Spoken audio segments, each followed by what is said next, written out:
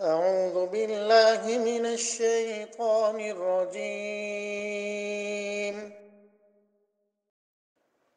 پناہ مانگتا ہوں میں شیطان مردود سے اللہ عز و جل کی۔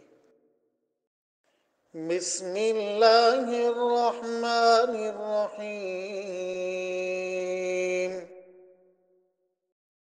شروع اللہ کے نام سے جو سب پر مہربان ہے، بہت مہربان ہے۔ الذين آتيناهم الكتاب يتلونه حق تلاوته أولئك يؤمنون به ومن يكفر به فأولئك هم الخاسرون۔ جن لوگوں کو ہم نے کتاب دی جبکہ وہ اس کی تلاوت اس طرح کرتے ہوں جیسا اس کی تلاوت کا حق ہے، تو وہ لوگ ہی در حقیقت اس پر ایمان رکھتے ہیں، اور جو اس کا انکار کرتے ہوں تو ایسے لوگ ہی نقصان اٹھانے والے ہیں۔ بنی اسرائیل میں جہاں سرکش لوگ بڑی تعداد میں تھے، وہاں بہت سے لوگ ایسے مخلص بھی تھے جنہوں نے تورات اور انجیل کو صرف پڑھا ہی نہیں تھا بلکہ اس کے تقاضوں پر عمل کرتے ہوئے حق کی ہر بات کو قبول کرنے کے لیے اپنے سینوں کو کشادہ رکھا تھا۔ چنانچہ جب ان کو حضرت صلی اللہ علیہ وسلم کی دعوت پہنچی تو انہوں نے کسی عناد کے بغیر اسے قبول کیا۔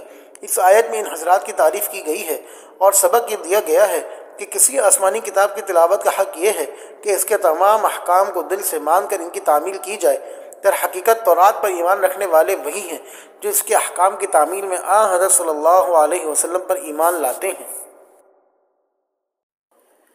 یا بنی اسرائیل اذکروا نعمتی التي انعمت علیکم وانی فضلتکم علی العالمین۔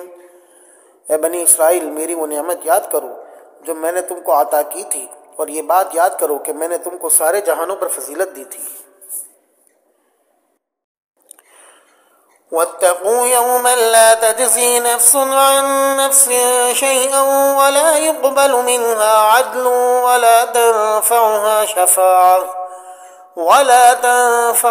شفاعة ولا هم ينصرون۔ اور اس دن سے ڈرو جس دن کوئی شخص بھی کسی کے کچھ کام نہیں آئے گا، نہ کسی سے کسی قسم کا فدیہ قبول کیا جائے گا، نہ اس کو کوئی سفارش فائدہ دے گی اور نہ ان کو کوئی مدد پہنچے گی۔ بنی اسرائیل پر اللہ تعالیٰ کی نعمتوں اور ان کے مقابلے میں بنی اسرائیل کی نافرمانیوں کا ذکر جو اوپر سے چلا آ رہا ہے، اس کا آغاز آیت 47 اور 48 میں تقریباً انہی الفاظ سے کیا گیا تھا۔ اب سارے واقعات تفصیل سے یاد دلانے کے بعد پھر وہی بات ناصحانہ انداز میں ارشاد فرمائی گئی ہے کہ ان سب باتوں کو یاد دلانے کا اصل مقصد تمہاری خیر خواہی ہے، اور تمہیں ان واقعات سے اس نتیجے تک پہنچ جانا چاہیے۔ وَإِذِ ابْتَلَىٰ إِبْرَاهِيمَ رَبُّهُ بِكَلِمَاتٍ فَأَتَمَّهُنَّ قَالَ إِنِّي جَاعِلُكَ لِلنَّاسِ إِمَامًا قَالَ وَمِن ذُرِّيَّتِي قَالَ لَا يَنَالُ عَهْدِي الظَّالِمِينَ۔ اور وہ وقت یاد کرو جب ابراہیم کو ان کے پروردگار نے کئی باتوں سے آزمایا اور انہوں نے وہ ساری باتیں کی۔ اللہ نے ان سے کہا، میں تمہیں تمام انسانوں کا پیشوا بنانے والا ہوں۔ ابراہیم نے پوچھا، اور میری اولاد میں سے؟ اللہ نے فرمایا، میرا یہ عہد ظالموں کو شامل نہیں ہے۔ یہاں سے حضرت ابراہیم علیہ السلام کے کچھ حالات و واقعات شروع ہو رہے ہیں، اور پچھلی آیتوں سے ان واقعات کا دو طرح گہرا تعلق ہے۔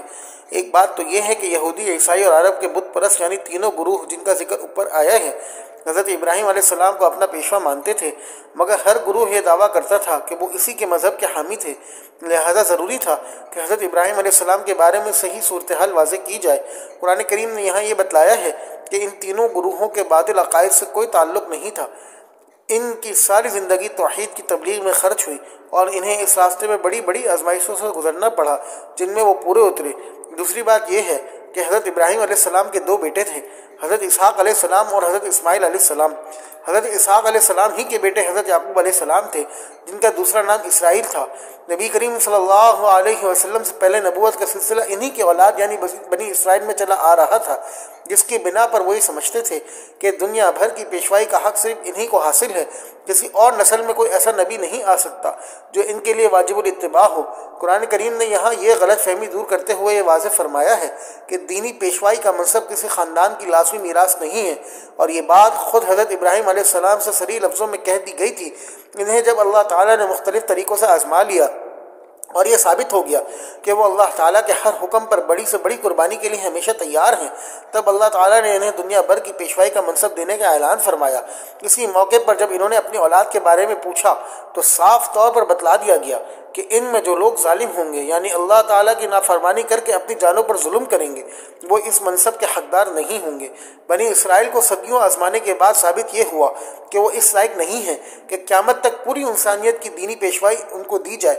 اسی لیے نبی آخری زمان صلی اللہ علیہ وسلم اب حضرت ابراہیم علیہ السلام کے دوسرے صاحبزادے یعنی حضرت اسماعیل علیہ السلام کے اولاد میں بھیجے جا رہے ہیں، جن کے لیے حضرت ابراہیم علیہ السلام نے دعا کی تھی کہ وہ اہل مکہ میں سے بھیجے جائیں۔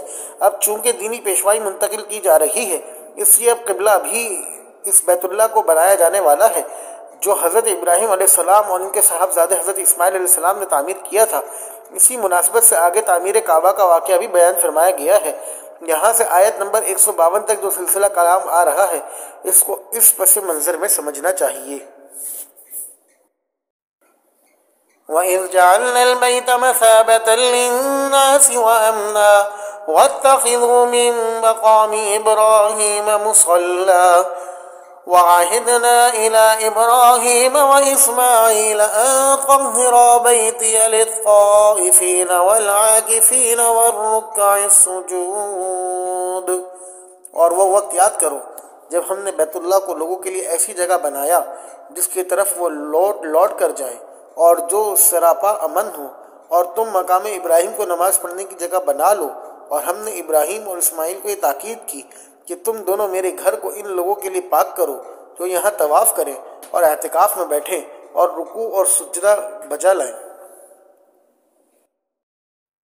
اللہ تعالیٰ نے بیت اللہ کی یہ حرمت رکھی ہے کہ نہ صرف مسجد حرام میں بلکہ اس کے ارد گرد کے وسیع علاقے میں جسے حرم کہا جاتا ہے نہ کسی انسان کو قتل کیا جا سکتا ہے، نہ شدید دفاعی ضرورت کے بغیر جنگ کرنا جائز ہے، نہ کسی جانور کا شکار حلال ہے، نہ کوئی خود رو پودا اکھاڑنے کی اجازت ہے، نہ کسی جانور کو قید رکھا جا سکتا ہے۔ اسی طرح یہ صرف انسانوں کے لیے ہی نہیں، حیوانات اور نباتات کے لیے بھی امن کی جگہ ہے۔